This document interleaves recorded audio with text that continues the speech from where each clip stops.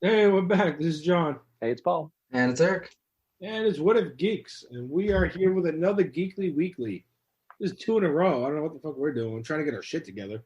Trying to get back on track. That's right. That's right. It's hopefully you'll get this by the end of the weekend. But it is now the 25th of March, 2021. We're gonna throw some shit at you because, like I said in the last Geekly Weekly with Paul, March 2021 is just like March 2020, but with more toilet paper. So, and Paul says, "I'm not afraid to wipe my ass." Yeah, I'm not afraid anymore. It was dicey there for a minute this time last year. Mm-hmm.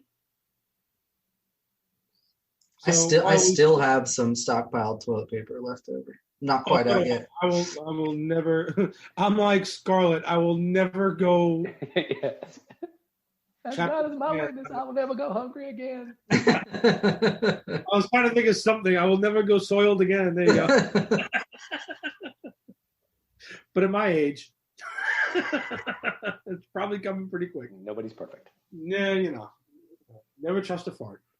So, all right. So news is scarce as it has been for like a year, but well, at least geek news, right? But I think this week we've got a few things, some movies shifting, some debuts coming up on streaming services. We both got a par for the course. Yeah. But this year, everything shifts, and they keep talking about streaming. Yeah. A little news on the Black Adam project with Dwayne Johnson. Potential return of Dungeons and Dragons, and then we're going to talk about Snyderverse. So definitely hang around for that. It'll probably be the bulk of this episode. It's going to be all this episode. All right, so the first thing we got is, for a dead bitch, Black Widow just keeps moving around. Well, she has all the time in the world, so. Right. She's moved yet again. She's jumped from May 7th to July 9th. And, I was really hoping we would get to see this movie in May. Yeah. I'm dying for this movie. It looks good. Bob, I think it was like 2 weeks ago when we were talking, Bob Chapek said everything was still on track. And then all of a sudden it's like, oh, never mind. Sorry, guys. Yeah. So here we go. So this one will be a simultaneous theatrical and Disney Plus release now. Yes. A la Mulan, though, where if you want to watch it within the first, whatever it is, 30 or 60 days, you have to pay a $30 fee. Okay, on that note, show of hands. Who's going to pay the money? Nah, Eric. I wasn't going to, actually. The whole thing irritates the fuck out of me. I know it's not really that much money, and I would have spent that going to the theater with the family anyway, but it annoys me so much that they keep doing that. Come over here. I feel like, I know. I feel like this is a test case, right? So Mulan, Raya and the Dragon, Cruella, Black Widow. So they're testing it out to see if people will really pay that kind of premium money to watch something a month or two early. Not even 84. 84 went straight to HBO Max. What's that? I was going to say Wonder Woman 84, but that went straight to no HBO Max on that one. Yeah, this is a strictly Disney concept. Yeah, and they're really trying it out, and they had success round one. I'm not sure how they did with Ray the Dragon. I'm hoping the next two fail and they'll stop it. I might pay $10 or $15. 30 makes me mad. You're right. 30 is a little steep for me. Side note to what I just did. As always, I make the mistake of thinking that a show of hands or something visual is going to be great podcast material. And so I did not raise my hand. Listeners. No, I just apologize to the listeners who can't see us raising our hands. I don't know. I just... On top of the $30 premium, I'm sure you guys have noticed if you logged into Disney Plus in the last 48 hours, you also are getting an upcharge on the service now. They're adding another $1 a month to service fee. I didn't see that. Oh, well, fuck. Okay. All right, so, on to more bullshit notes. Okay, so real quick. According to Wikipedia, Raya and the Last Dragon has made... As of March 24th, Raya and the Last Dragon has grossed $24.5 million in the U.S. and Canada and $62.1 million in other territories for a worldwide total of $86.6 million. Well, that's not very much, but I also don't know where it should have been. It's really hard to gauge at this point. Right. It says a lot, though, that Disney is willing to take a potentially billion-dollar movie like Black Widow and say we're going to do it now simultaneous streaming and theaters. Well, and I know it's a weird time, but I think that's going to be our gauge is Black Widow. Now, I don't know. It's going to be a billion-dollar movie, though. I mean, a couple $100 million, easy. I might be extending it a little, but I mean, Marvel movies are, they're $100 million, billion-dollar movies. Well, yeah, no, I'm saying that's how it is. $100 million opening weekend, easy. They're two way. Yeah, that July 9th, whatever date that is, day. So question is, what does the theater get for this? How much does the studio get? How much does Disney get when Endgame makes $1 billion in the theater?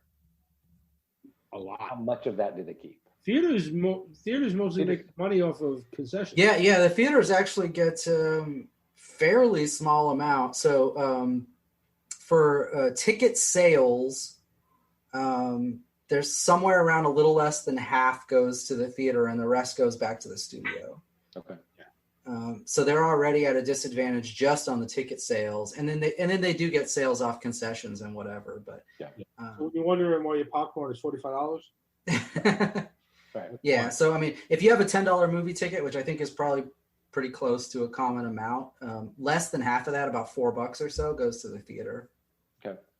So the companies have to do the math on if you don't need as much marketing in these movies, and it's a movie like Araya that's not going to cost you $200 million to make, right? And you make 86 on your streaming service, and you keep all of it. Yeah, sure, yeah. And the other thing is, historically, theater releases weren't just theater releases; they were a guarantee that theaters would be the only people that could show that movie for 60 days, 90 days, whatever the agreement was. That's no longer. So not only are they doing a theatrical release that's probably not going to make as much money, but they're also doing a simultaneous streaming release and saying, yep, too bad, fuck you if it doesn't work for you, right? I mean, deal with it. And they're only giving them some really tiny amount of time. I think for Mulan it was 60 days, but before it's free on streaming. Right. And then you can kiss the theaters goodbye. It's no longer a big window of you can run it. I mean, right. Now, I will say though, for Disney, at least for the MCU shit, we knew this was coming because they do have a timeline because all of it flows together. So somewhere, unless Black Widow legit has nothing to set up with the MCU, and it's impossible. I mean, at an absolute minimum, there's a tie into the Hawkeye series stuff coming. So, and that's what I'm saying. I mean, for them to make a Black Widow movie, right? Take one of the main original Avengers, make a whole movie about her past, fine, whatever, and have it not tie into anything at all. Have it lay the groundwork for something that's going to happen. Yeah, is impossible. It really is impossible. So we've already seen things soon. Not with Black Widow specifically, but we've already seen this in that when one movie moves, you know what it has ties into because you see that movie move, and then it goes into a slot that belonged to another movie, and then that movie moves into a slot that belonged to another movie, and then that one goes on. It's like, okay, all these things are chained together somehow. Yeah. So okay, that end credit scene is going to lead into that one. So this one, for the fact that it's because it was supposed to come out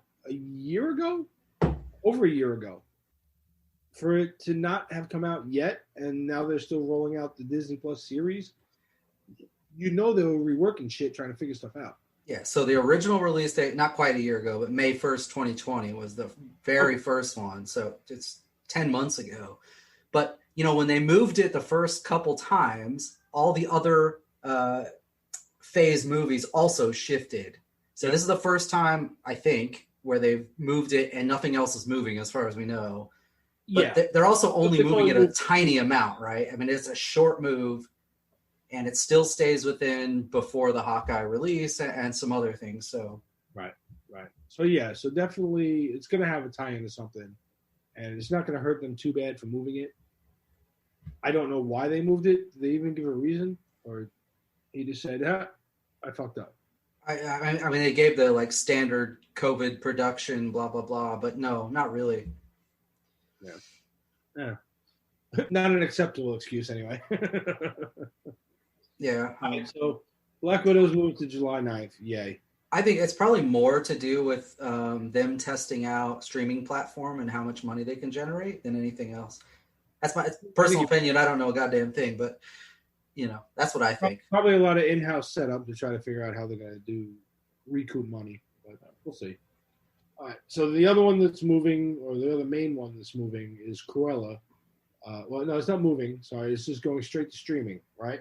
Yeah, May 28th. And same deal, $30 for that. I even have a harder time justifying that one. I do like the concept that Disney has with some of the villain movie stuff, but... No, I do too, and it looks good. I mean, the trailer, at least. The trailer looks interesting, but it looks like a female Joker movie. Yeah, basically. Oh, wow. Yeah. Holy shit. If she lets a midget out of a door... Probably gonna be a little less dark than that, but yeah. That's what it reminded me. Like I saw one of the trailers, and it reminded me of a female Joker movie. It does, but yeah. So I mean, again, I'm gonna watch this one just because it looks good, and I like Emma Stone, so I'm gonna watch it. But I'm not paying $30 to watch it at home. I'll wait because, like you said, Eric, I know it's gonna come out in 60 days or whatever for free. Yeah. Well, unless they completely change that around, then oof. But I'm still not gonna pay $30. Well, I wouldn't be surprised to see them experiment with the timing on stuff. I mean, yeah, it might be maybe up to 4 months or something. They might see how it works. What was if anybody can remember off the top of their head, what was from the time a movie sat in the theater, say for like a month or so, and then the dead spot, and then it went to like HBO or. Yeah, so typically you mean like 5 years ago, right? Like more normal times. Yeah, the old days. So you usually got 30 days exclusive in the big theaters, like the AMC's and stuff. Then the smaller theaters would get some time with it. Might be another month or so. Then the big paying like HBOs and stuff would usually get the movie for a little while. And then you'd have bigger streaming release stuff. So maybe up to 4 months or even more sometimes later, depending on the movie. That's what I'm thinking. They might start playing around with that where they move it to like a 4 to 6 month window. So it's a little weird now, though, because every company that makes movies almost has a streaming service now. So it's no longer hey, we need to make deals with Netflix and Amazon Prime. And it's not like that anymore. It's like, when are we putting it on our service? And then these other guys will get it later than us, right? Right, yeah. Now it's just, okay, we're going to move it from you paying for it on our service to you're still paying for our service. Watch it there. But yeah. So we'll see. I expect a lot of shifting around of the whole theatrical streaming, even after we go back to sort of normal. I think there'll still be a bunch of this weirdness going on. Right. So, all right, there's your first comment down below on the YouTube audio because we don't do video anymore, or because we're 3 busy people and we can't do that shit. So either comment down below or email us or comment on our website. Let us know what you think of the streaming and the cost of $30 for Disney Plus movies. Are you going to pay it? Are you not going to pay it? Tell us what you think. All right, moving on. What else is shifted? Moving on. The only other thing that I saw that was of significant interest to me anyway, because I just thought it looked really funny. Free Guy, which was supposed to release in May, has now shifted all the way back to August 13th. There is no streaming release on it. This is the Ryan Reynolds dude in a video game realization thing for those that weren't following. We probably talked about this a dozen times already, but it is going to still be a theatrical release. They're not doing it on a streaming service or anything. I think with this one, they looked at COVID vaccines and stuff, and they just said, there is a way larger chance that we're going to make money if we push this out to sort of keep it summer-ish where you can make a lot of money on movies, but push it all the way to the end. I think that's what they were thinking. It's probably no coincidence that August 13th is right before school starts in most places. So I think they're really targeting as late as they can, but still try to make that money. Yeah.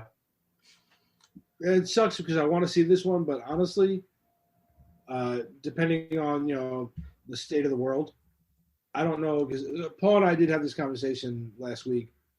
What's going to get us actually out of the house into the theaters, and this isn't going to be it. Even though, as much as I'm looking forward to this movie, this is not going to be the one that gets me to theaters. So, sorry. Doesn't matter if you move it. I'm sad that it moves just because it puts it that much later for me to try to find a way to stream it. Listen, just to make you eat your words, I'm going to pay for both of you to come to that luxury theater down the road so we can have beer and watch the... Oh, well, no, wait. I mean, I'll buy the first round. Okay, all right. I saw, I'm sure everybody knows we're from Florida at this point, but I did see today that they put out an announcement that if you are over the age of 18 years old, and it doesn't matter what your issues are, you can start signing up for vaccines April 5th. Sweet. So, on that August 13th should be no problem. Just talking about vaccines, I have to call tomorrow because they stopped walk-ins, but the VA in Lake Nona, they have them, and I can just go get it. So it doesn't matter age requirement, nothing. It's just they're giving it to the vets. You can get the if you're over 40, you can get the regular vaccine now. It doesn't even matter. Oh, you can sign up for it starting March 23rd or something. They start accepting anybody over 40. Oh, well, I don't even have to go to the... You don't have to if you don't want to. You can go sign up for it on a website. I'll send you the link later. Let me caveat that with I really could care less, but I think it's going to be needed that we have this thing. So yeah, might as well get it knocked out. Yeah. I had COVID. Heather got the first one. I had COVID already. It's fine. Heather got the first one just because they kind of suckered her into that while she was at the VA for another appointment. They were like, hey, if you go upstairs, we're doing walk-ins right now. And she was like, texted me, should I get it? I'm like, our mindset is that somehow, some way, it's going to be required, something. So go ahead if you think So she went, she got it. She hasn't grown a third eye yet, so that's good. Yeah, John, you probably appreciate this, but I had some opportunities to take some weird vaccines in the military, and I actually was like, yeah, okay, sure, why not? Like, oh, would you like to get the anthrax vaccine? You might get exposed on deployment. Yeah, that seems like a good idea. I'll do that one. Yeah. So one of the jokes I've been making is I've got so much shit in my system from the military, including the whole anthrax series, that I don't think COVID stands a chance. But go ahead and give me that vaccine too. Whatever. If it makes everybody else happy, I'm good with it. I'm easygoing. I know the deal. Just give me the shot and let me move on. It's okay. So back to Free Guy for a second. Yeah. Free Guy is made by 20th Century Studios, which I think is now owned by Disney. Yeah. And the distributor is Walt Disney Studios Motion Pictures. So I can't imagine at some point this doesn't. I am streaming this thing on Disney Plus. No, actually, I'm not so sure about that. Maybe, I really maybe think they would away. do that. So maybe not right away, but well, the reason I say that is to date anyway, there is nothing. There's nothing raunchy or questionable on Disney Plus, even from the Fox property stuff they own. Oh, it's true. They haven't put anything on there that is like over PG-13.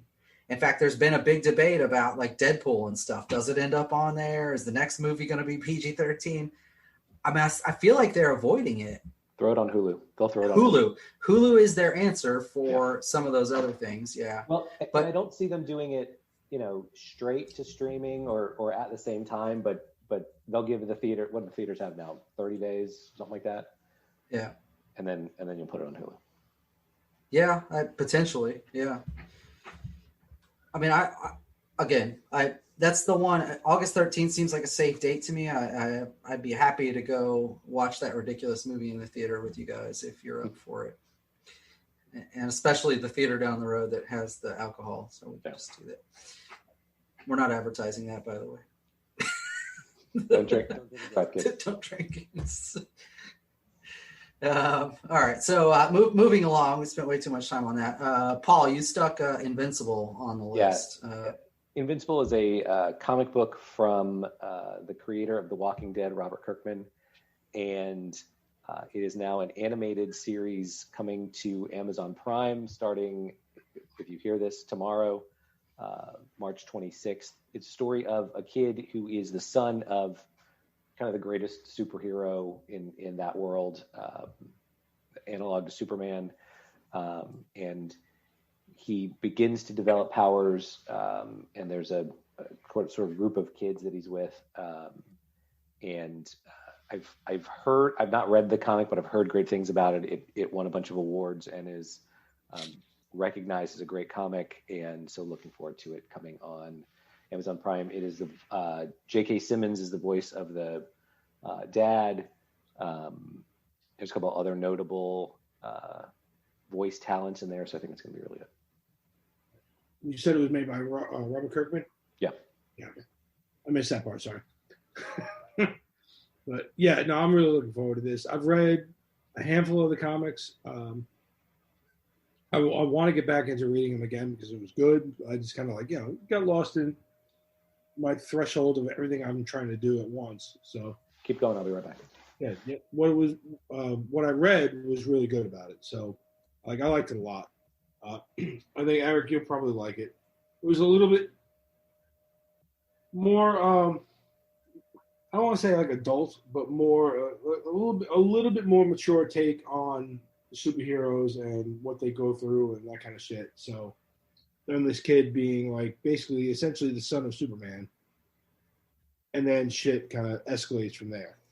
But even though we're going to talk about Snyderverse here shortly, I'm definitely not the biggest DC fan in the group. I actually don't know this one. I have never heard about it. Well, Invincible is not DC. Oh, it's not. No, it's the guy Robert Kirkman made Walking Dead. So Image, I think it was Image that they started with Walking Dead. I can't remember, but they're not DC. Oh, okay. We said son of Superman, so I'll just. He's like essentially like the son of if his dad is this world's Superman. Okay, I see. I got what you're saying. Yeah, and I forget what the guy's name is, but he might be also Mr. Invincible or some shit like that. I forget what the guy's name is. It's been years since I've read the comic, but I'm definitely going to get back into reading it. Obviously, not before it comes out, fucking today. It's tomorrow. But yeah, I want to get back into reading it. Mark Grayson is the name. Okay. And it was Image Comics. Yes, Image Comics. See, I got that part right. I had to look it up. Every once in a while, my brain works. But yeah, so it's going to be good. And Amazon Prime, I mean, we've already got The Boys. The Boys does have 2 spin-offs coming. And apparently neither one of you know about that. Yeah, well, I knew there was one spin-off they talked about, but I didn't realize 2 of them. And I didn't go too deep into the article. I just saw the article headline that 2 spin-offs are confirmed. So I got to go back and find the article. So we'll talk more about it as we get closer to season 3. What were we, 3 or 4? 3. 3. Yeah, it looks like Screen Rant says season 3 started filming last month.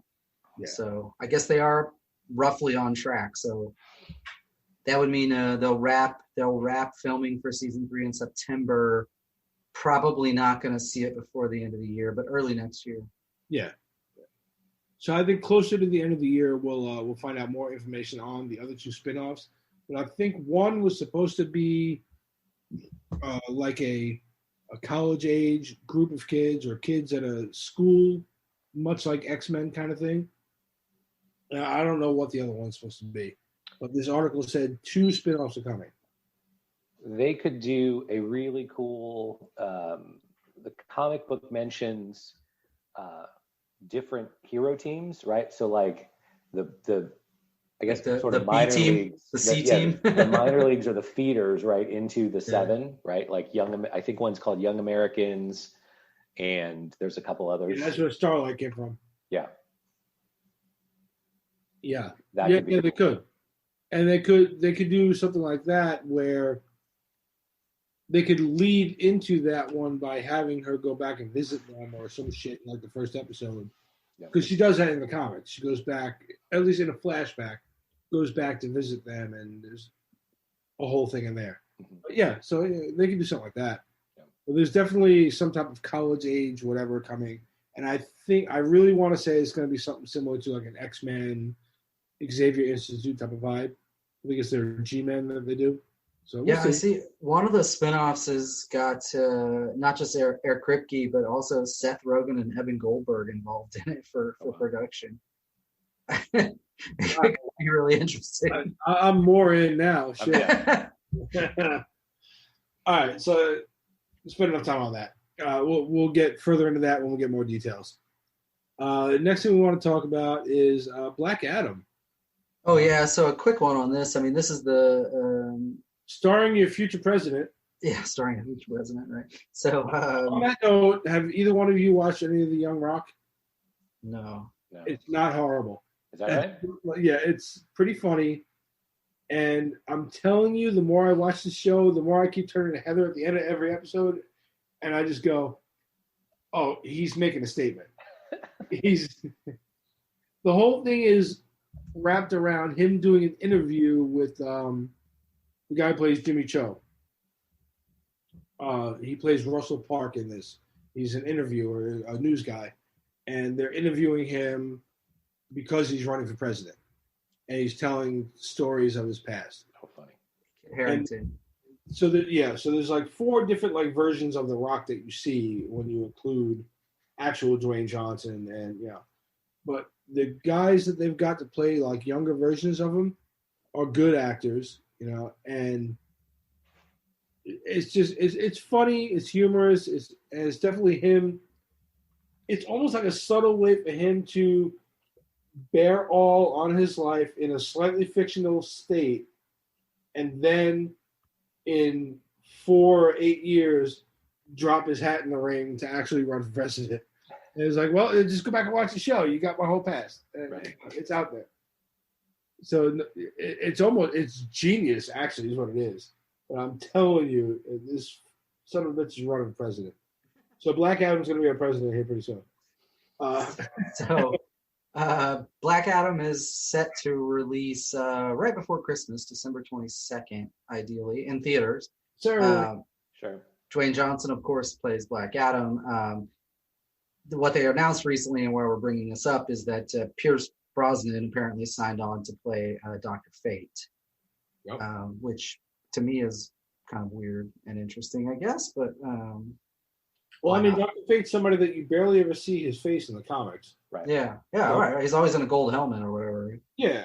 So once in a while, for the amount that I've read with him in it, the amount of times I've actually seen him take that helmet off is very few. So people that are huge Dr. Fate fans, all 3 of you, and maybe all 0.23 of you that are listening to the show, sorry. But yeah, I don't know what the fuck he really looks like. You get Pierce Brosnan in there, at least an actor of his caliber. Cool. Well, I mean, that's kind of the thing, though. Is like Pierce Brosnan. I mean, you hire him on for his face and his, pseudo-Irish accent, and it's kind of weird to have him behind a helmet. And whatever. He probably won't be behind the helmet that often. Yeah, maybe not. This will be his first superhero movie. I mean, he's I guess, teetered along the edge of being an almost superhero, but he's never actually James Bond. Yeah, exactly. Yeah.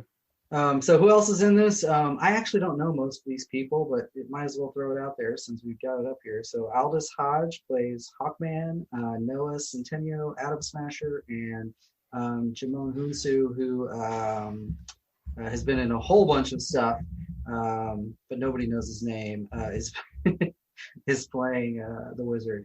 I'm trying to think of something recent people would have seen him in, because as soon as you see his face, you know for sure. But he was in Charlie's Angels. He played one of the Bosleys, right? The guy in there.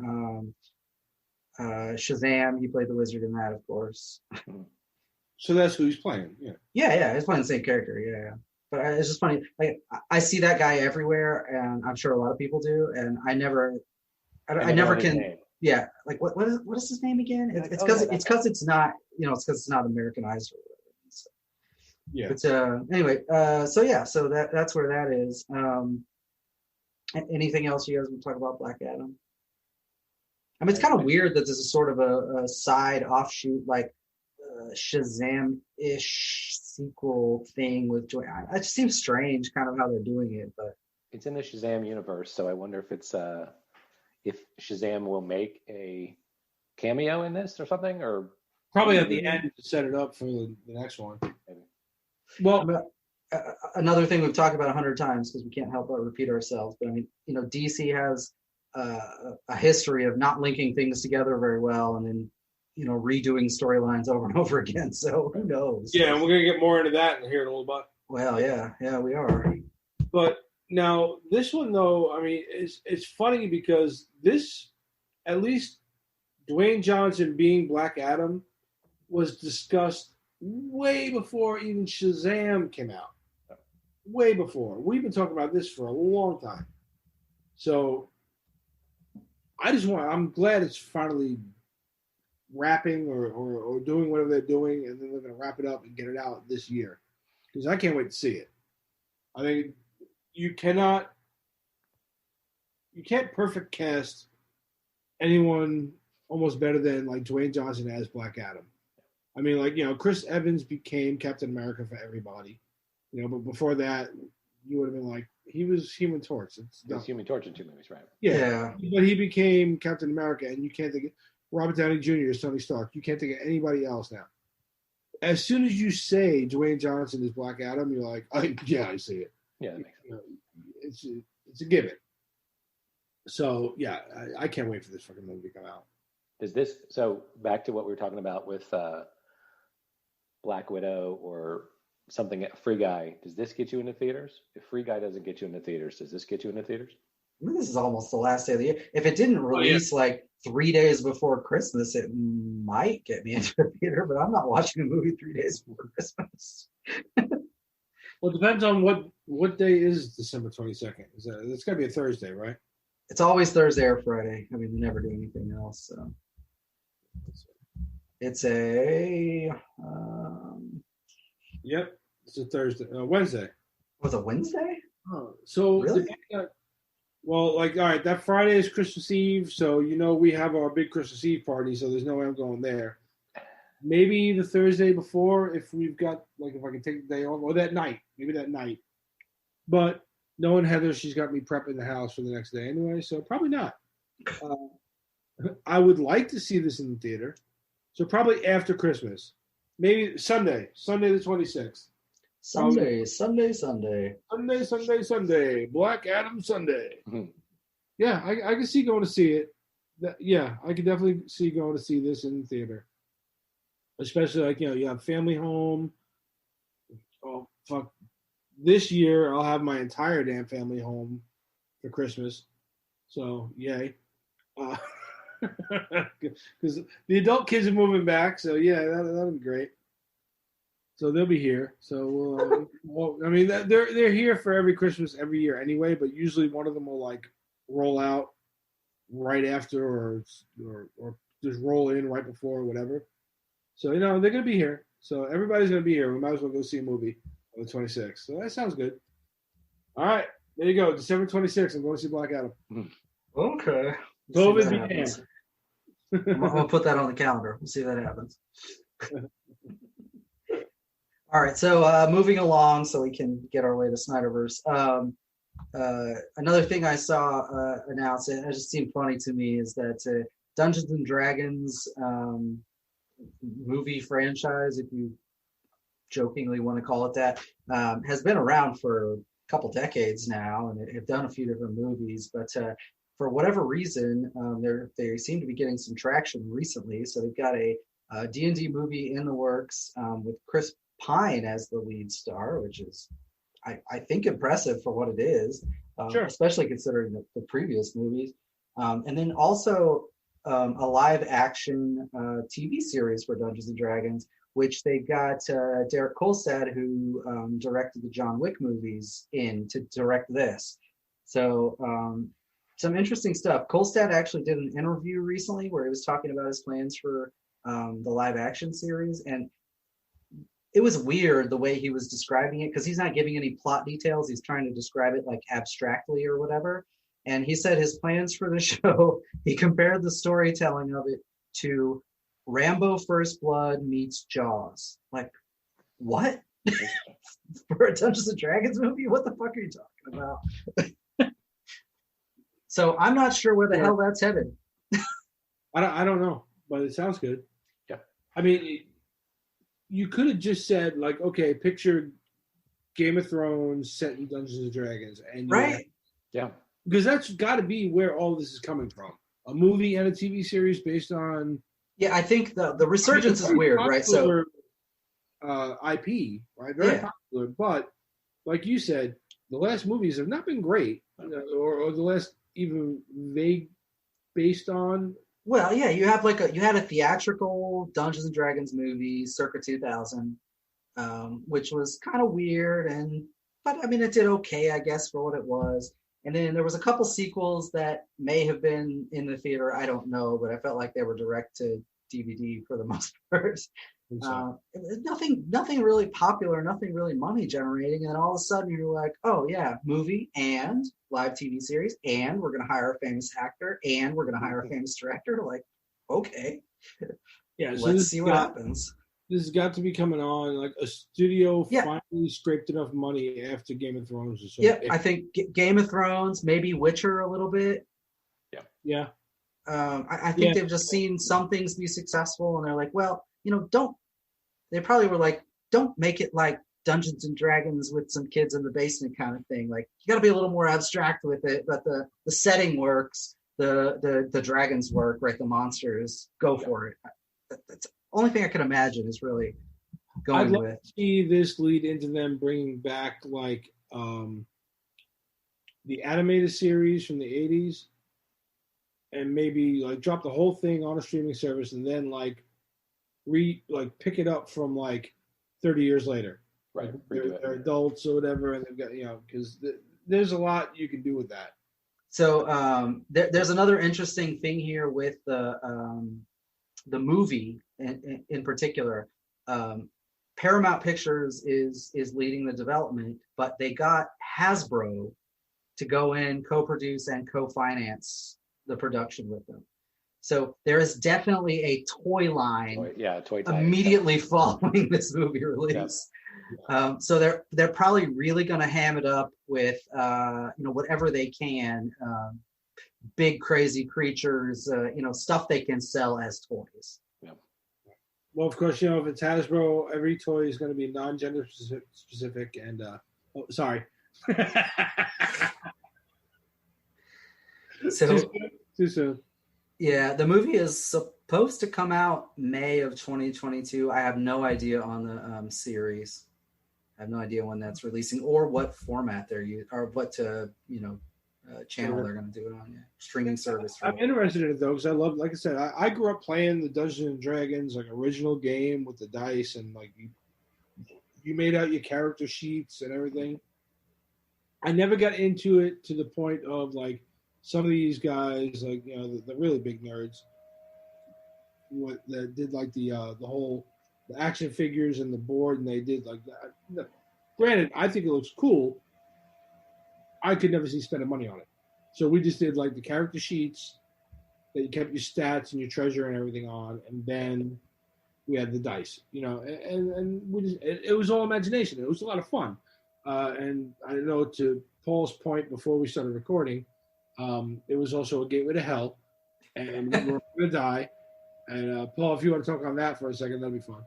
Yeah, I don't think the movie from the 80s actually had the name Dungeons and Dragons. I think it was called Mazes and Monsters or something like that. But that's what it was, and it was the kids. It was something like Dragon Siege or something like say like Dragon Siege : a Dungeons and Dragons tale. It was whatever it was, a Dungeons and Dragons tale. That was the big one that came out. Yeah. Yeah, because they didn't want Dungeons and Dragons in the beginning of it. The one Paul is talking about, that is an actual Mazes and Monsters is a 82, I think, ish movie that they made about role playing games, tabletop game kind of stuff. And that had Tom Hanks when he was in his early 20s. Yeah.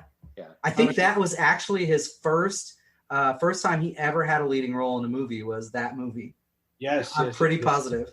Yeah, it's almost like a Reefer Madness kind of movie about role-playing games and the evil effects they'd have on kids or something like that.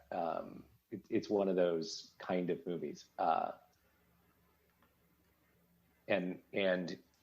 But I don't think I've ever seen it. I understand. But to your point earlier, before we started recording, that was one of the reasons why parents were like, they were like stopping their kids from playing. And, like they were banning Dungeons and Dragons in places, and parents hated the kids. Couldn't find the books anymore. Yeah. Yeah, and like I said, it was essentially like what the quote unquote violent video games like Grand Theft Auto were not too long ago. Back then, it was like, no, that's it's a gateway to the devil. Or it was like the group that wanted to put the warnings on records if they had lyrics that kids shouldn't hear. It was that. Yeah, it was that kind of thing back then. There's a new sort of resurgence of role-playing games, D&D games specifically, on podcasts and shows. There was a show on Geek and Sundry. It's a channel. It's got its own website. It's like Nerdist, right? It's like sort of multimedia. But Will Wheaton was the dungeon master of this show. It had 9 or 10 episodes, and there were different actors. The only person I'd ever heard of is Allison Hayslip, who used to be on a show called G4, Attack of the Show on a network called G4 before it changed. Yeah, I remember that one. And so she's in it, and they just filmed them playing this role-playing game, and then there's some animation of different scenes, sort of stills. But Will Wheaton is really, really good as the DM. And it is, I got super into it, and they only did one season. They were supposed to do another one. There's a podcast called Critical Role where a bunch of voice actors play a role-playing game on a podcast. And I listened to this one called Dungeons and Daddies, which is... Oh, God. What kind of podcast is that? It is the most hysterical. NC-17. It is a group of... Do you stream those episodes on Pornhub.com? Their tagline is, it's not a BDSM podcast. And it's the guys that made Video Game High School.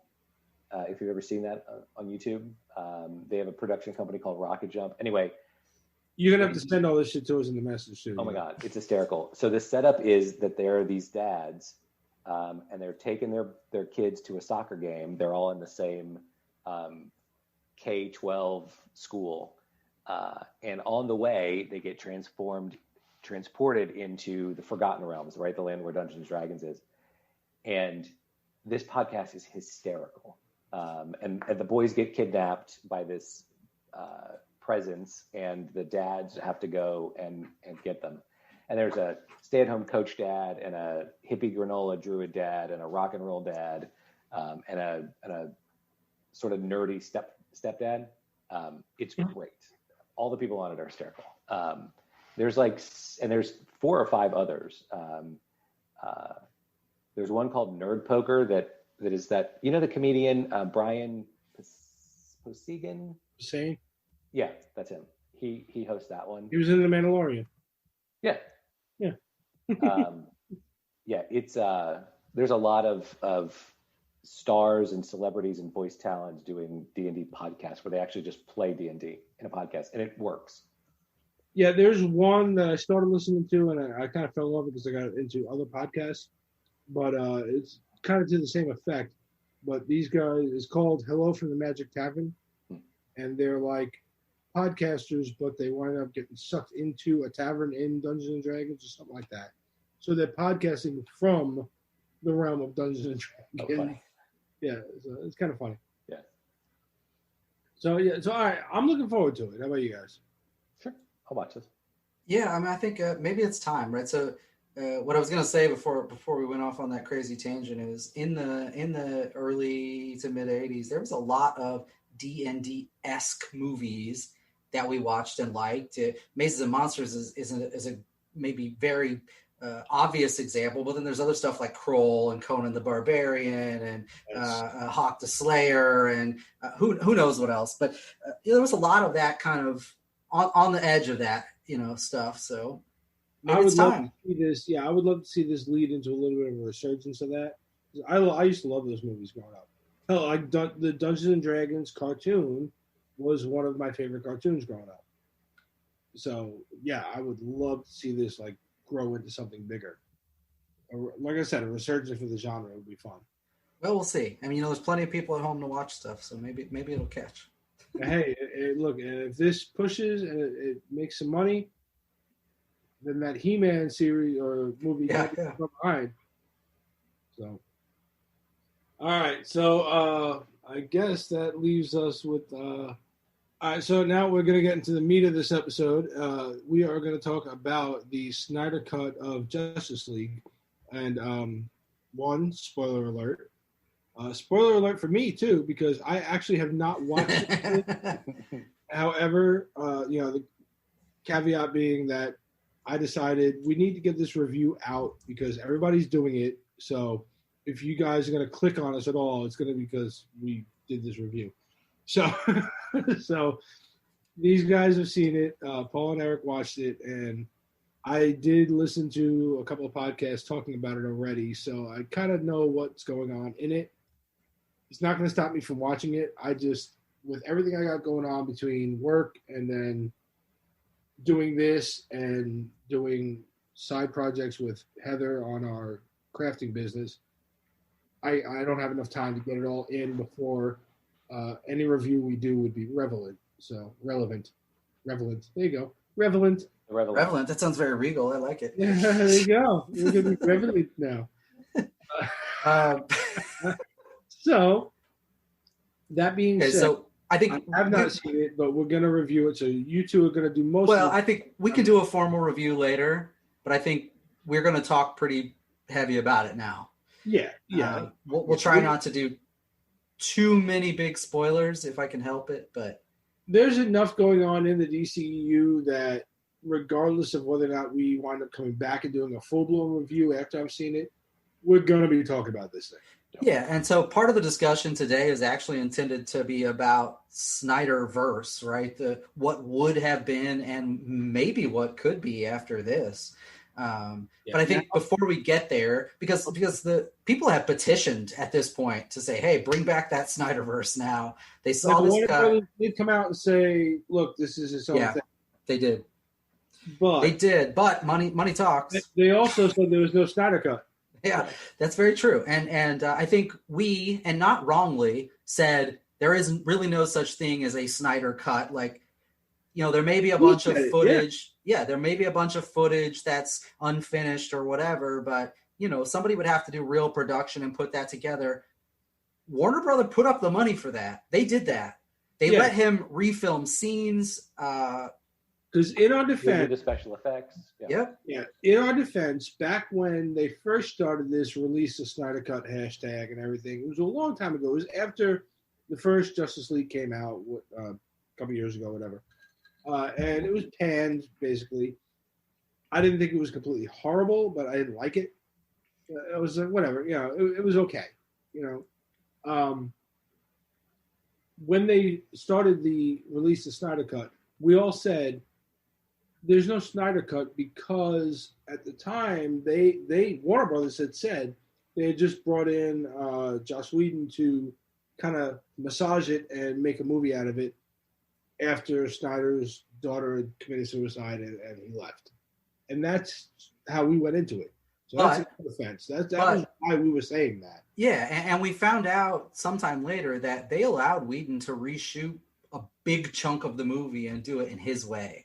Yeah. And even actors in the movie, even Gal Gadot, Ezra Miller, Ben Affleck, they all said, Snyder did things a lot different. We'd like to see the Snyder version. Right. So then they started pushing this thing more and more. And that's when we said, in order to make an actual Snyder cut, you'd have to have a lot of money. And that's what Warner Brothers did. They dumped a bunch of money into this. They filmed new shit and edited it all into this 4-hour epic thing. And not for naught. I mean, they did put the effort in. Yeah. We'll talk about it probably really early when we talk about this episode. But I mean, they redid the special effects in an appropriate way, like this was a theatrical release. Yeah. Right. So, all that being said, now that I've defended what we said prior, we were speaking real world. Now let's get into the Snyder Cut. All right. So let me start with some very basic first impressions on this. So, wow. The original Justice League was a bit of a mess. And the villain wasn't. We said that it seemed like there were two directors like cramming shit together. Two of the sort of prominent members of Justice League, most importantly, Cyborg, were barely a part of the goddamn movie. The villain he wasn't even a villain you would care about. Like, he didn't feel like a challenging. He was like who the fuck is this guy? Yeah. You'd have to be a massive DC nerd to have heard of Steppenwolf. He's always been kind of a village, not henchman exactly, but he's definitely sort of second tier super villain toady.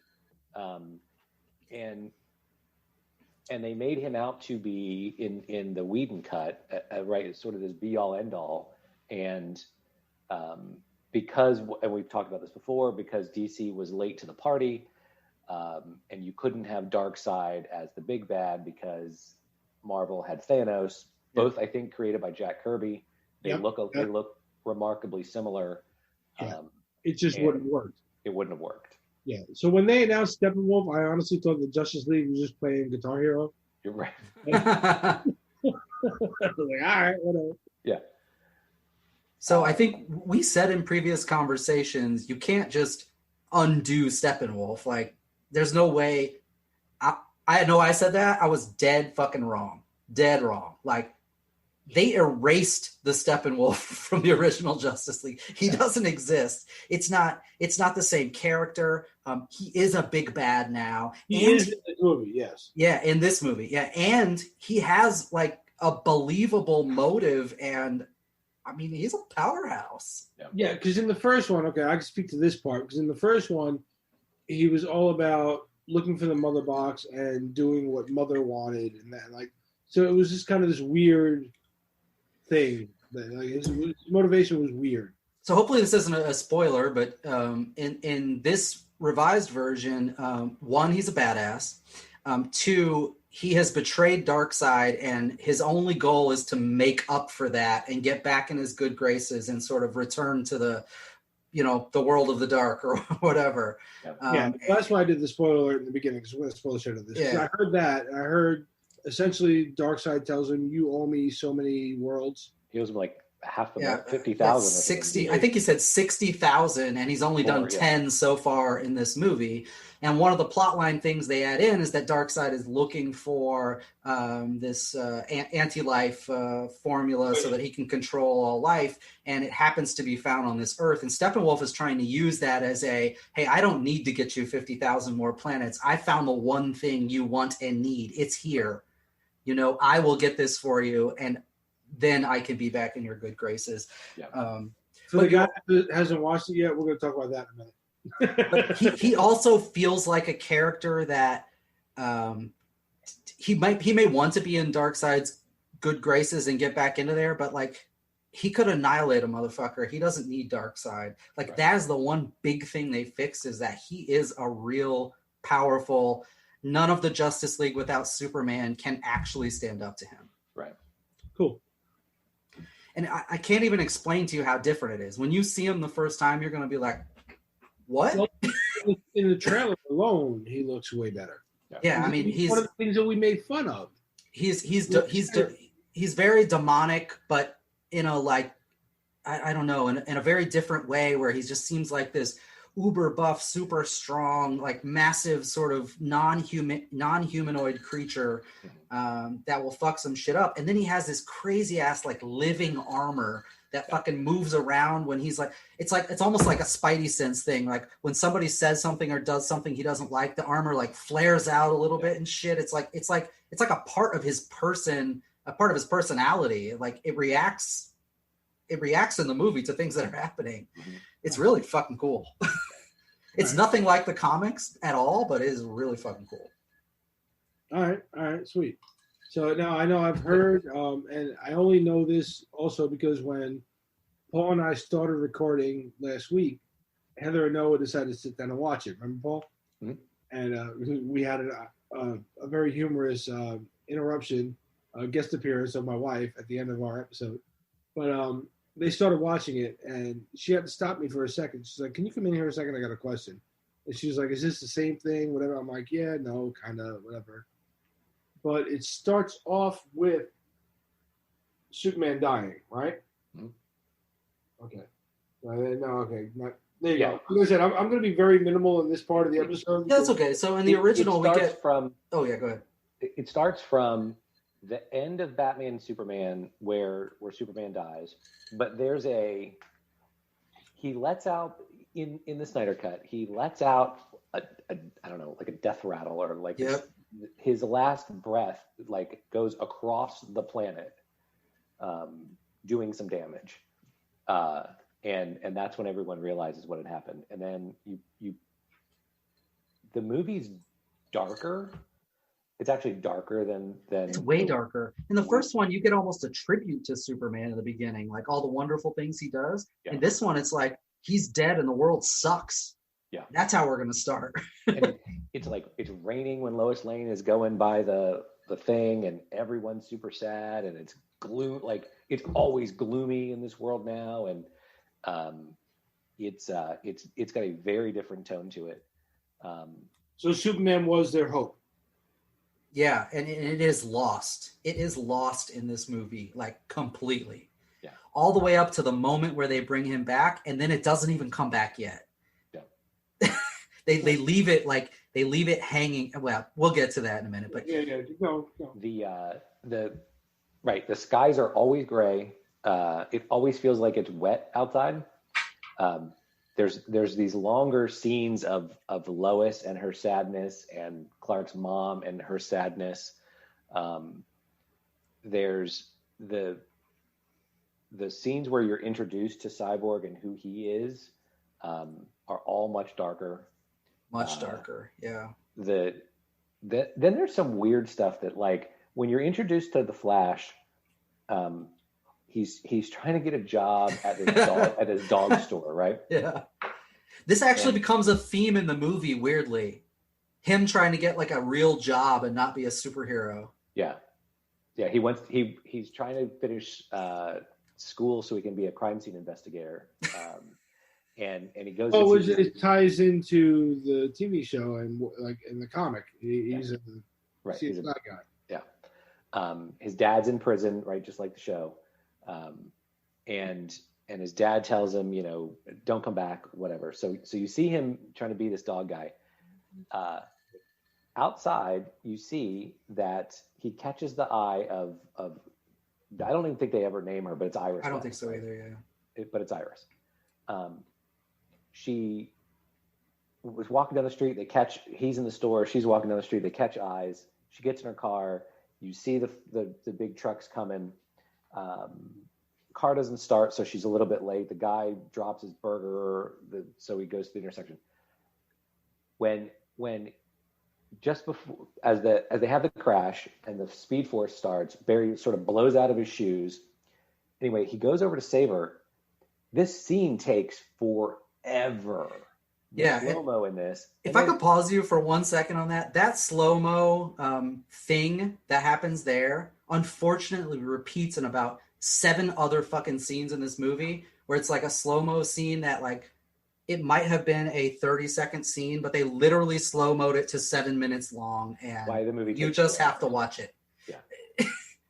But yeah, go ahead. Sorry. So this is one of those. So, and it's to show you how fast he is, right? Because he can have like all these different things while, you know, in the blink of an eye, right? She's flying through the air, and he's like touching her hair. Yeah, I think like moves it out of her face. Yeah, I think they were trying to give time to sort of understand, and they could have done that once and left it the fuck alone, but they just kept doing it. Yeah. So it's like, okay, yeah. So he has 5 minutes to observe the scene, you know, and he has facial expressions. He reaches up and touches her before he ever does what he went there to do. It's like, yeah, he has all the time in the world to observe what's going on and sort of understand the situation before he reacts. But then they just keep doing it. Yeah. They just keep repeating that formula of, oh, he's got lots of time to do nothing but make weird eyes at people. And it's like, come on. And then so he like gently lays her down so she doesn't have this violent crash. But the whole scene is weird because it's like, why are you stop touching her? Just save her. Like, don't be gross. There's slow-mo scenes when the Amazons fight Steppenwolf. There's slow-mo scenes with Wonder Woman fighting the bad guys who take over the museum. Charging up the mother box. Yeah, there's a ton of them. Beating the bad guy. There's so many. And they literally are like, every one of them is like maybe 4 to 8 minutes long. It's crazy. Yeah. It's just like forever slow-mo. I understand that he had all the time in the world to make this cut and whatever. You didn't have to make it 2 hours long, but it was a little bit excessive. It was a little bit excessive. They got rid of, one of the things I liked about the Snyder cut is they got rid of some of the silly lines from the movie. So in the theatrical movie, when Bruce Wayne goes to find Aquaman, he says, "Arthur Curry, I understand you talk to fish," and it's just dumb. That's gone. Yeah. Well, and there's the thing where he falls on his face, and it's sort of like into Wonder Woman's cleavage or whatever. Like, they've eliminated almost all of the comic relief stuff from all the characters, except he leaves a few things with Barry, with the Flash in this movie. But he is literally the only one. Nobody else gets a joke. Everybody else is in the rainy gray cloud world all the time. There's a scene in the theatrical movie where somehow she gets the lasso around Aquaman or something, and he's like, "What? She's hot," or something like that. Like, that's gone. She leaves it under his butt. Yeah, that's gone. The silly race between Flash and Superman at the end of the movie's gone. They don't do that. So a lot of that stuff is gone. Okay.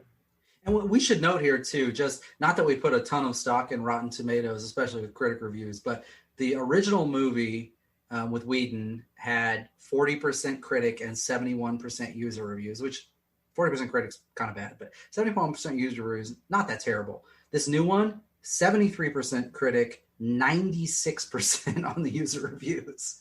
Yeah, they really like this movie.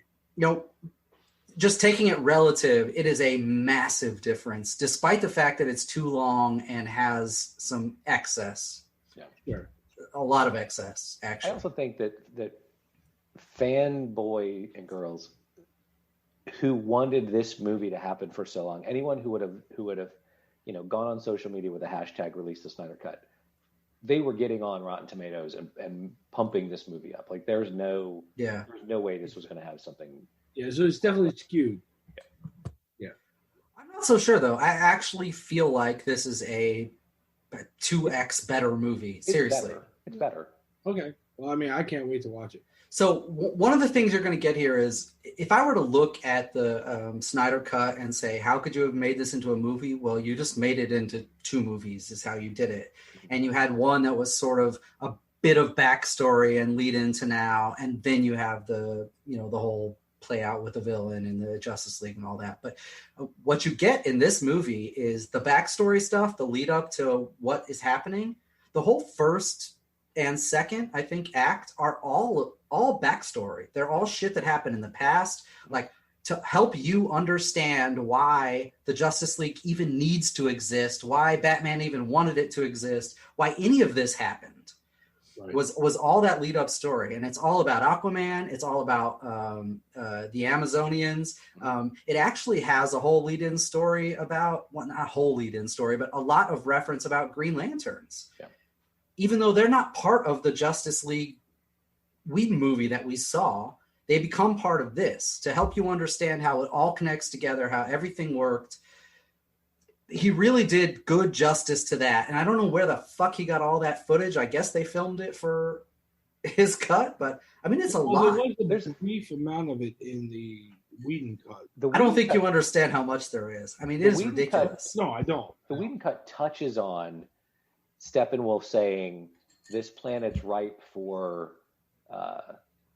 taking over. There's no Kryptonians, there's no lanterns, and there's a very, very short scene of a Green Lantern being it. You can't really tell who it is, but there's a very short scene of a person sort of with a green halo going through. This movie has a fight scene of Amazonians, Atlanteans, somebody who looks like a Kryptonian, which would be weird because Superman's supposed to be the only, only one who's ever been here. Regular Vikings and this, like, it's like Earth came together and to fight Darkseid. And it's that's called the Age of Heroes. It is a Lord of the Rings-esque epic battle scene that you never saw in the first movie, and I don't know where they got it. Yeah. And they end up sort of turning Darkseid away. And it's referenced in the Whedon movie where she goes, the Age of Heroes, blah, blah, blah. But there was never a mention of it, right? The way it is in this movie.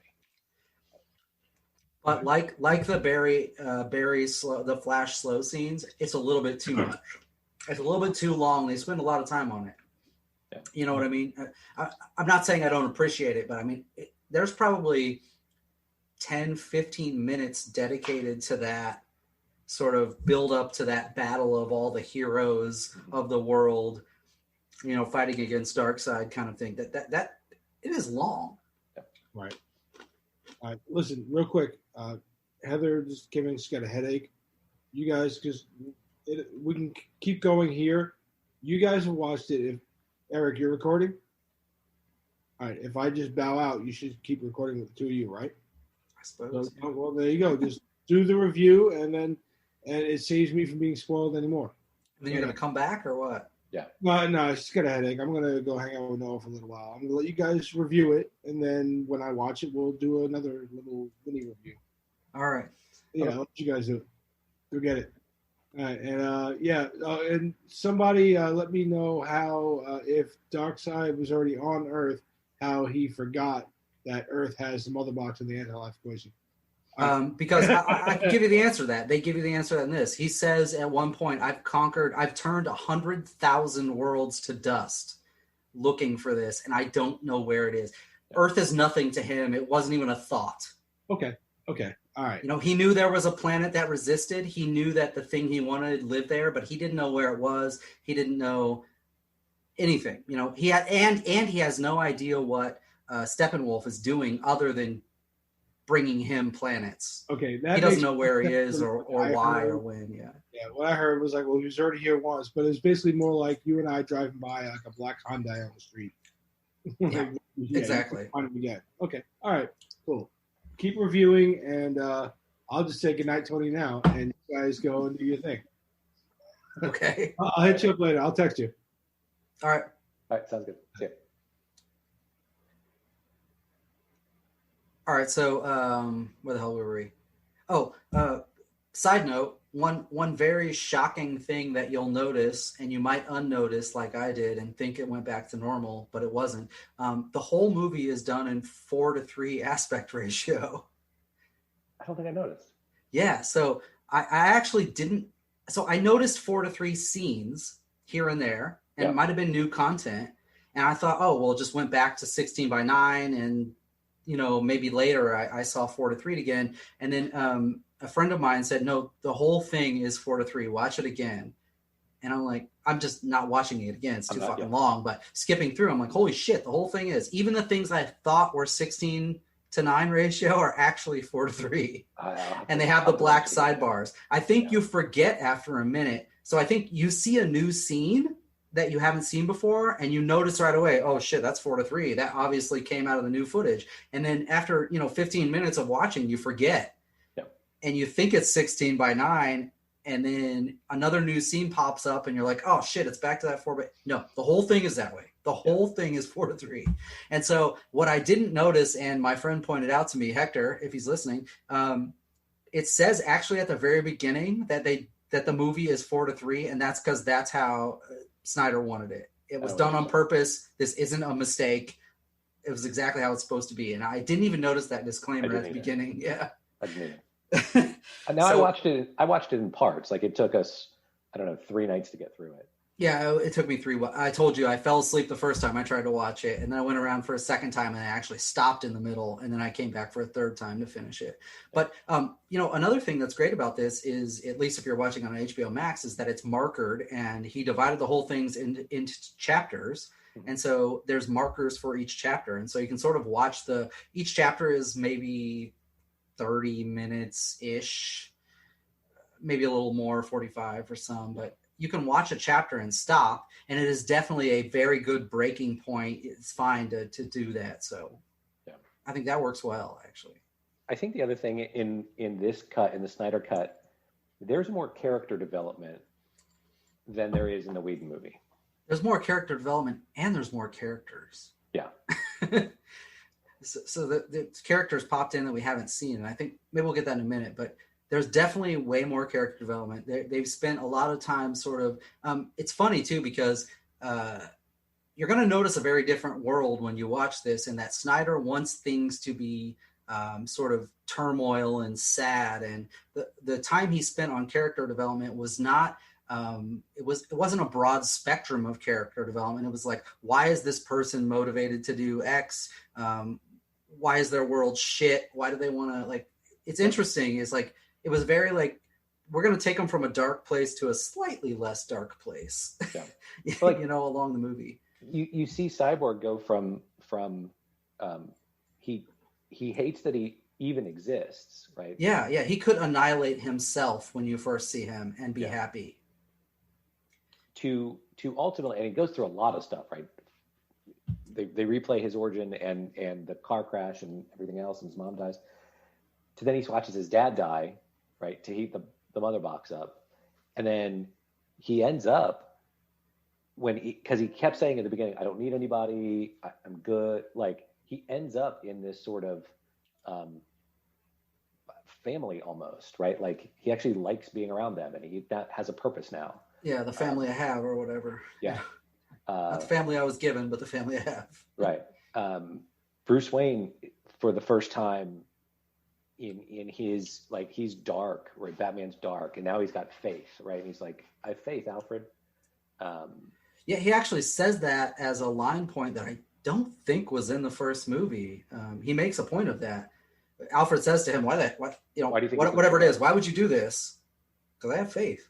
Yeah. And then he fucking flies away. Right, because he says, because Superman hadn't indicated he was going to go join them, right? Like, he goes nuts and flies off, and he's like, how do you even know he's going to show up? Because call it faith. That's what he says, right? Call it faith, Alfred. Yeah. And it just goes. Yeah. Which is the perfect way to say this is faith. We don't even need to talk about it. Right. Barry Allen goes from kid working these odd jobs to gets a job as the crime scene guy, right? Like, he goes through a thing.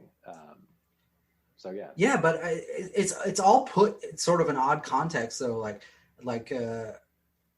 it's not like it's a I don't know. It's not like it's a revelation where you're like, oh my God, their life's going to be so great. It's like Barry was trying to appease his dad in prison. Like, that's not actually that noble or whatever, right? It's kind of awkward. Yeah. He's going to crime school because he wants to be able to prove at some point his dad didn't commit the crime that he's in there for. It always, and that's my point. It always stays a little bit weird and dark, even though it's gone on a positive path. It's kind of like, okay, that's still a little bit fucked up. Yeah, right. Yeah. You know, there's a lot of that. So I don't even know what the hell were we talking about in the movie?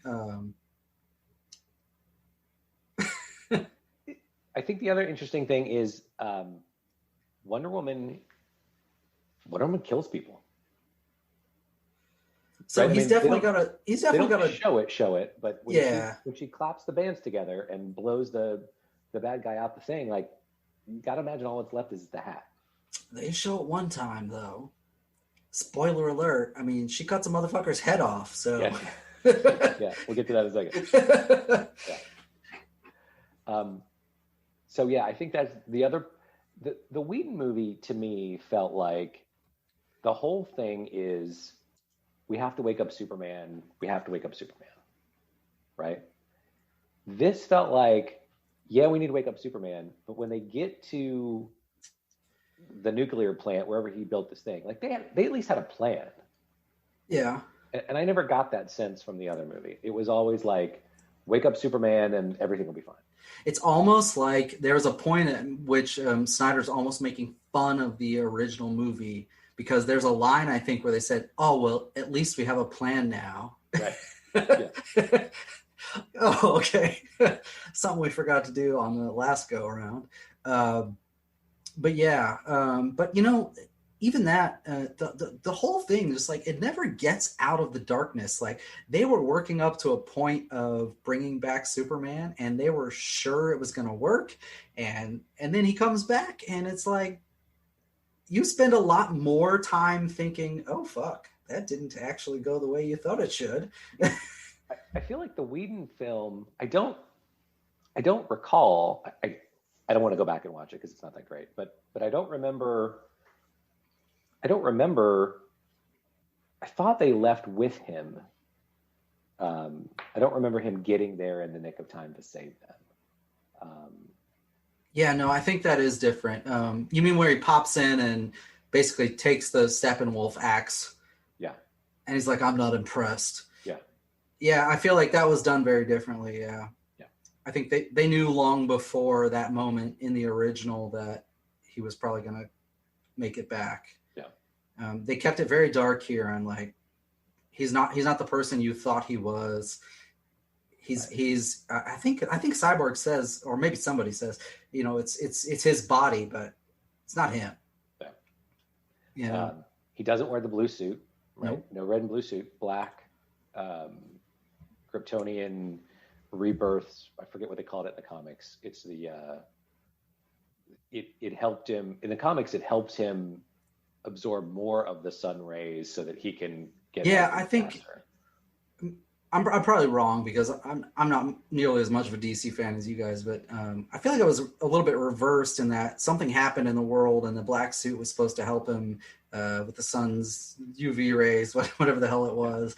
And in this one, it's different. It's almost like the suit is a extension of what he is in the middle when he's been brought back, but he's not really Superman anymore. And it's like, the colors were done, because by the end of the movie, the very end, the epilogue, you do see him in the original suit. But it's in a weird context that we'll probably talk about shortly. Yeah. But I actually love the black suit, and I love the way they did it. It's not just the black suit. It's the fact that they sort of like discolored everything. Mm-hmm. You know, like, I don't know what it is. Is it muted, or maybe they've just enhanced certain colors that make you feel uncomfortable or something. It's strange how they've done it, but it feels right too. I really like the way they do that suit. I don't know. We weren't supposed to do a full review here, so what else are we on? It's on a very dark palette. If there's such a thing as a Snyderverse, what would the next couple things be? Oh, you mentioned that there being another character. You want to talk about the oh yeah, so post-credit. Well, I think we should talk about two things actually with characters. No more than two. One, Cyborg in this is a prominent member of the team. They forgot him in Whedon's cut. Like, he was barely there. And now he has a whole forward story with the football playing and the dad and the mom and the deaths and sort of a build up and hates himself and then still hates himself later, but at least he could do something pseudo good. Like they spent a lot of time on him and he felt like a member of the Justice League, and he did not in Whedon's cut at all. Right. Yep. Like not even a little. He felt like an afterthought. Yeah. So that's one, but then new characters too. Martian Manhunter. Yeah. It felt, actually, I'm going to say it felt really awkward the first time he was shown in this. Like, what the fuck? Like, what was that scene for? So bizarre. But then by the time you get to the epilogue, you understand that there's actually a connection coming somewhere. Not in anything DCEU has done yet, but in what Snyderverse would have been probably, right. Which is definitely the last topic we have to get on when we get there. But yeah, so characters, what else do you want to say about characters? I mean, it's definitely a lot of different new, villains too. Yeah. We can't forget that because that's a big part of the epilogue, right? So several things in the epilogue. So this is after the movie is over. They do I don't even know how long it is, 15, 20, maybe even 30 minutes long. It's long. This epilogue, and it's almost a whole nother multi-part mini-series or something. And they go through each character and different stuff that could happen. And you see a lot of things, but there's a couple things that are of interest there, which is one, Martian Manhunter meeting up with Batman and basically, more or less saying, I'm going to become part of the Justice League. I mean, in a sense, right? He just sort of flies down to his house and says, hey, here's who I am. And Batman's like, okay. Yeah, glad to have you. We need help, and it's kind of weird. And it's maybe moving to something within the unrealized Snyderverse. But, and then there's a super bizarre dream scene in the epilogue with Batman that reintroduces, I suppose, a Jared Leto Joker, but as a almost ally to Batman in the end of the world when Darkseid has gone too far. And there's a couple things we get to see in the epilogue that are suggestive of things that might happen. There's a dead Wonder Woman on a pyre, and she is not present in Batman's weird nightmare dream. And he is actually it seems like he's formed a team by the end of this where he and a couple good guys and a few bad guys just had to get together to save the world because there is no other choices and everybody else is gone. It's Batman, it's Deathstroke, it's Mira, the Atlantean, Cyborg, and Flash, but Flash looks different. Yeah. Beard or mustache or something. Slightly different look. And Joker. Yep. And Joker goes into this. He's sitting on the hood of a car. I think he's got a straitjacket on. Does he? No, because he manages to get a card out. He's got like a vest. Maybe it's a bulletproof vest on. I'm not sure. But he goes into this speech about he and Batman's relationship and how Batman needs him. Then he talks about the death of Robin. And he goes through and he's like, well, how many people do you have to lose? And then he says, why would you send a boy wonder to do a man's job? Yep. And there's, I think it's Batman versus Superman, where you get the shot of the Batcave and there's the Robin suit with the spray paint from the Joker on it. But yeah, talks in detail, and Batman says, if you don't shut up, I'm going to fucking kill you. Yeah. Something along those lines, like, be careful what you say next. Yeah. But he says, I'm going to fucking kill you. Yeah. And then Joker hands him a playing card, and he's kind of like, this is a symbol of our truce or whatever. Yeah. And in a reluctant sort of way, Batman accepts that, and he sort of looks around him and the world is in shambles, and it's like, okay. And then Joker continues to laugh, that fucking laugh he's got. Yeah. Right? Like, it's always in the background, even when he's not in the actual frame of the scene, just sort of giggling in that weird way. But and then he just wakes up. Yeah, and then he wakes up, and I've heard that referred to as the nightmare, like KNIGHT nightmare timeline. Right. I'm not sure fully where that comes from, but anyway, they've definitely set it up in there's a world where Superman is no longer on their side, Wonder Woman's dead, Aquaman isn't there for some reason. I mean, just like a shit scenario. They say, is he gone? Something like that. And it wasn't immediately clear if they were talking about like Darkseid and his guys or Superman. But Superman does show up at the end of that looking like a pseudo villain, but he's back in his original suit. Right. He plops down in front of him, and then he pops up with red eyes, and it's really the end of it. You don't get to know anymore. Yeah. Well, and you don't know if it could be a, I don't know, like a Kingdom Come world. Probably not a Kingdom Come world, but Gods Among Us or something like that. For the storyline where Superman goes a little bit crazy, and Batman ends up getting a group of other sort of heroes who it's almost like a civil war, right? Like there's people on the Superman side, there's people on the Batman side.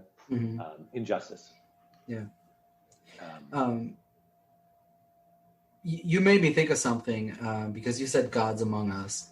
It is very clear that Snyder treated these superheroes as gods or demigods, every last one of them.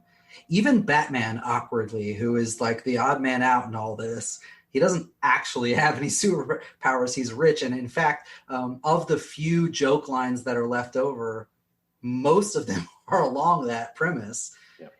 It's like, well, how did you get the house back? Oh, I bought the fucking bank. Like I'm just that rich. Or Flash asked him a couple times during the movie, like, where did you get that from? He's like, or what's your superpower? I'm a billionaire or something, whatever it is. Yeah, he says I'm rich. So that's pretty funny. But he does treat even Batman, ironically, as a god, but all of them certainly as gods or demigods, in a sense that it's very hard to destroy them. They have powers that are, multitudes beyond what any normal human could do. It's not the Marvel superhero, right? It is on a whole nother level, order of magnitude higher. And so even the current DCEU outside of Snyder doesn't necessarily treat most of the superheroes like that. He plays no games with it. He really doesn't. I mean, they're all superheroes, and the villains are all gods too. Yeah. This is it's a much more epic sort of level of storytelling. Yeah, it is. The ending though, after we teased this, but we didn't talk about it. When they get rid of Steppenwolf, it's more brutal than I thought it was going to be, and definitely much more than in the Whedon cut, right? Like, yeah, Superman comes in, he's about to come down with the axe, hits Superman in the shoulder, doesn't blink, he freeze breaths it and breaks it. And then just starts whipping his ass. And then something happens, and Aquaman runs him through with the trident, has him up in the air. Well, so it's even more brutal than that, because the Superman thing ends up with him breaking one of his horns off. Yeah. Yeah, and then Aquaman stabs him through the back and through the heart and through the chest. Yeah. And then has him up on the thing. And then Superman, Superman uppercuts his ass towards the portal. And as he's flying through the portal, Wonder Woman cuts his head off. Yeah, she fucking beheads him. Yeah. And then that's not even enough, because his head flows through the portal, lands in front of Darkseid, and Darkseid fucking stomps on it and breaks the other horn off. Yeah. Like, it is brutal death. It is brutal. But hey, it was pretty cool. I actually, I think I've said this before when we've talked, but the thing that makes the one thing for me, without being a super DC fan, that makes DCU movies better is the darkness of them. And they a little bit trended away from that. And then you watch this Snyder cut and you're like, yeah, that's it. You know, and we talked about that with Joker, the movie none of us needed. But I mean, that's also very dark. It's very like, you know, there are positive things. And you say while you're watching the movie, oh, well, that seems nice. But in the end, it's all like, holy shit, that's a shit show. Right. And so he doesn't shy away from that really dark storytelling. And even the positive, even the wins are sort of questionable or damn, like, ooh shit.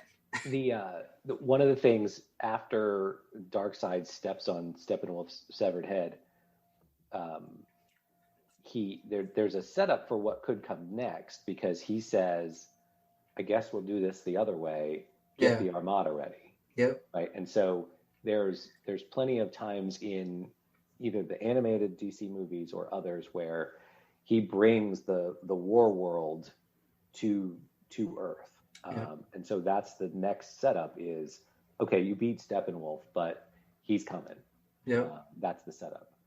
It is, and it's one that was missed also in the Whedon, right? The villain was the questionably challenging villain was beaten in, and what?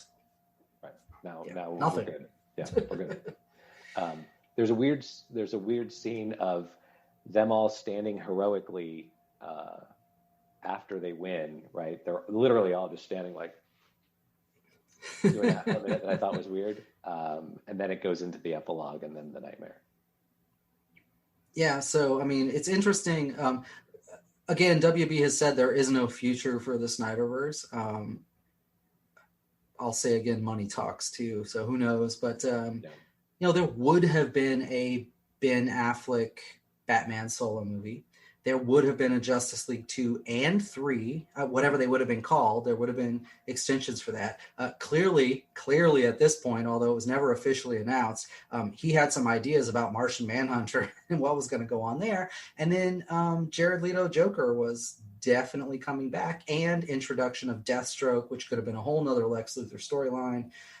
There was a lot that could have happened, and Darkseid coming to Earth, right? That was a big one. But there was a lot that could have happened in that Snyder timeline. It could have been a Marvel-esque, very dark, but Marvel-esque expansion of the universe that just didn't happen, and probably maybe won't. So there's a question now. They've already sort of gone down a different path, and can they reverse? Yeah, probably not. Could they have a whole nother timeline where they put this all under Snyder Cut sort of things, right? They didn't introduce this as Snyder Cut. They introduced this movie as, if you go look at them, you have a Justice League, and then you have Zack Snyder's Justice League. Right. Now, could they have Zack Snyder's, XYZ, whatever the other things are? They probably could. Yeah. They probably could work a whole different timeline that has no connection to the current DCEU stuff and make it work for the big fans of Snyderverse. Yeah, you could have him in a Kevin Feige role over the next couple movies, right? And do a Batman movie, a third Wonder Woman, and then bring the Justice League back for 2 more movies. Potentially. I'm fearful that, not even fearful, but I'm relatively confident that DCU knows how to mess this up, even though they have a great model to follow, and they're just going to do what they've been doing, and nothing's going to change. I think you're right. And so it is what it is. But this was actually, I mean, just to reiterate the point, this was actually good, despite the fact that it's too long, and despite the fact that I kind of laughed at the Snyder Cut concept. The fact that they gave him money and let him redo it properly, even though it was in the wrong ratio, it was actually really good. It was worth watching. It's worth rewatching. It was really, really good for a redo. I mean, it was really good. Yeah, I go past the. I don't know if we talked about this on camera or it was before we started, but the Aquaman scene when Aquaman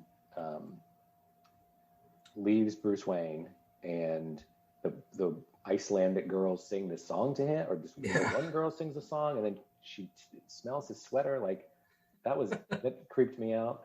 Yeah. So I'll fast forward through that stuff. But I would watch the fight scenes.